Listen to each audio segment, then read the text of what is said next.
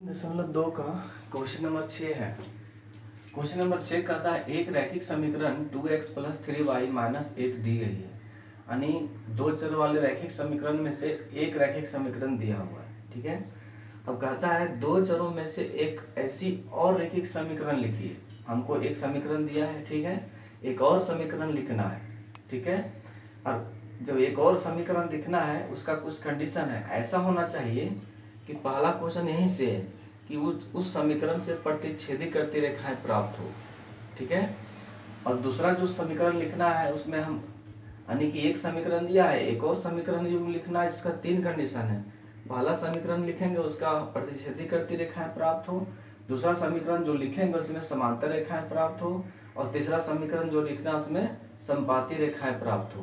तो ये पता होना चाहिए कि कब प्रतिच्छेदी रेखाएं प्राप्त होती है। ठीक है, तो प्रतिच्छेदी रेखाएं कब प्राप्त होती है? जब a1/a2 बराबर b1/b2 नहीं होता है।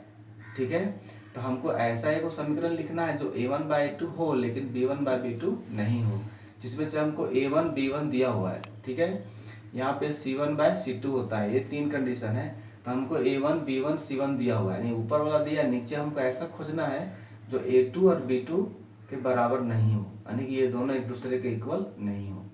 ठीक है, और दूसरा कहता है कि समांतर रेखाएं प्राप्त हो। तो रेखाएं समांतर कब प्राप्त होती है? जब a1/a2 बराबर b1/b2 होता है लेकिन c1/c2 बराबर नहीं होता है। उसके बाद संपाती करती रेखाएं कब प्राप्त होती है? जब a1/a2 बराबर b1/b2 बराबर c1/c2, यानी तीनों जब बराबर हो जाता है। ठीक है, तो इसी के हिसाब से हमको एक और समीकरण सोचना है। ठीक है, तो पहला कंडीशन है कि हमको दिया एक समीकरण, ठीक है, यानी कि 2x + 3y - 8 बराबर 0 दिया हुआ है। ठीक है, तो हमको दिया क्या है? a1/a2 बराबर b1/b2 बराबर यहाँ लिखेंगे c1/c2। अब देखिए यहाँ पे a1 हमको है दिया हुआ, a1 कितना है? 2, b1 कितना है? 3, और c1 कितना है? -8। तो हमको एक ऐसा समीकरण खुद सोचना है, ठीक है, जो इस कंडीशन को फॉलो करे। ठीक है, तो यहाँ लिखना क्या है?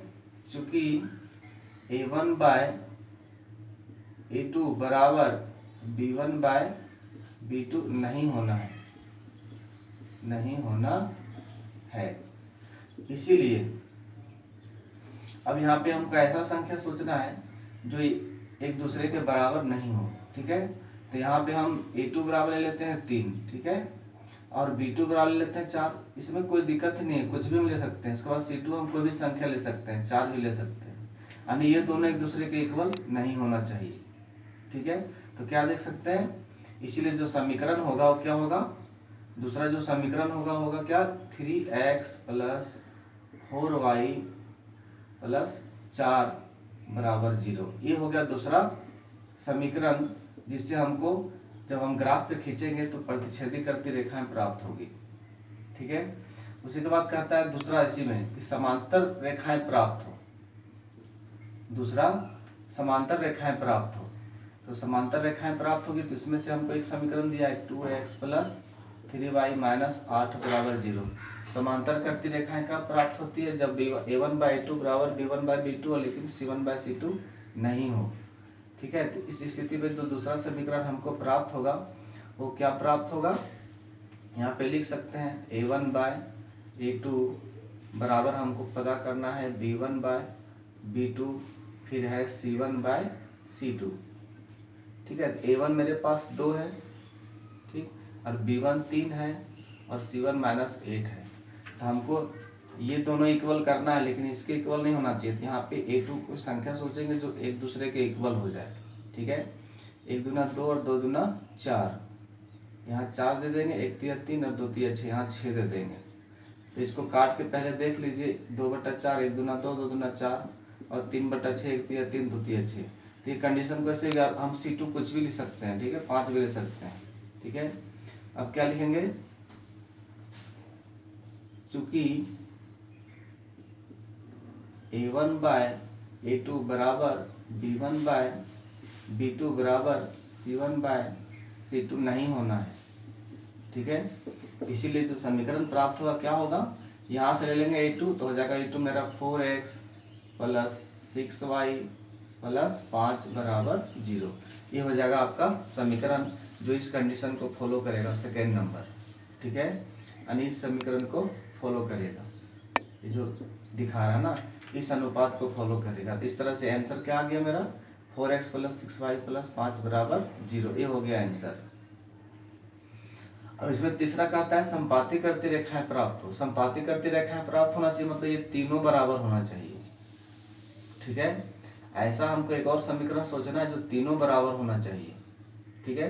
तो यहाँ पे हम मिटा के समझा सकते हैं तीनों बराबर कब होगा, तीसरा यही बना देते हैं, ठीक है। यानी एक दिया है 2x प्लस 3y माइनस 8 बराबर 0, ठीक है।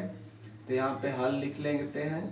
अब देखिए यहाँ भी उसी तरह लिखेंगे a1 बाय a2 बराबर b1 बाय b2 बराबर c1 बाय c2। इधर थोड़ा हम इरेज कर देते हैं, ठीक है।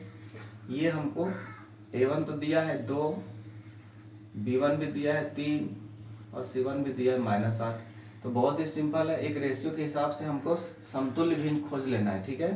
तो यहाँ पे हम 2/4 3/6, तो यहाँ 8/-16 कर देंगे। इससे क्या होगा, सब समीकरण बराबर हो जाएगा। 1 दूना 2, 2 दूना 4, 1 तिया 3, 2 तिया 6, 1 अठे 8, 2 अठे 16। तो इस समीकरण को, कंडीशन को फॉलो कर रहा है समीकरण। तो क्या लिखना है फिर से, चूंकि a1 बाय a2 बराबर b1 बाय b2 बराबर c1 बाय c2 होना है, ठीक है। इसीलिए जो समीकरण प्राप्त होगा क्या होगा मेरा, 4x प्लस 6y माइनस 16 बराबर 0। ये हो गया आंसर। अब ये तीनों जो समीकरण प्राप्त हुआ है, ठीक है, एक समीकरण क्वेश्चन में है, सबका वही है एक समीकरण, एक अन्य समीकरण हमको खोजना था, ठीक है। अब ये दोनों का जब हम, ये तीनों का जब हम ग्राफ पे हल करेंगे तो क्या होगा, पहला से हमको प्रतिच्छेदी करती रेखाएं प्राप्त हो जाएगी। यानी दो समीकरण को जब हम ग्राफ पे खींचेंगे तो रेखाएं इस तरह से प्रतिच्छेदित करेगी, ठीक है। और इसमें जो है जो समांतर रेखाएं प्राप्त हो जाएगी। दूसरा में समांतर रेखाएं का मतलब जब हम ग्राफ पेपर खींचेंगे तो दोनों रेखाएं समांतर हो जाएगी एक दूसरे का, इस तरह से कभी नहीं मिलेगी आपस में। और तीसरा कहता है संपाती मतलब एक ही रेखा पर दोनों, एक ही लाइन पर दोनों रेखाएं आएगी, ठीक है। यानी कि जो 4 बिंदु प्राप्त होगा, 2 एक समीकरण से और दूसरा समीकरण से, तो सब एक सीधी लाइन में होगी, ठीक है। हमको लगता है समझ में आ गया होगा। अब नेक्स्ट क्वेश्चन बताएंगे।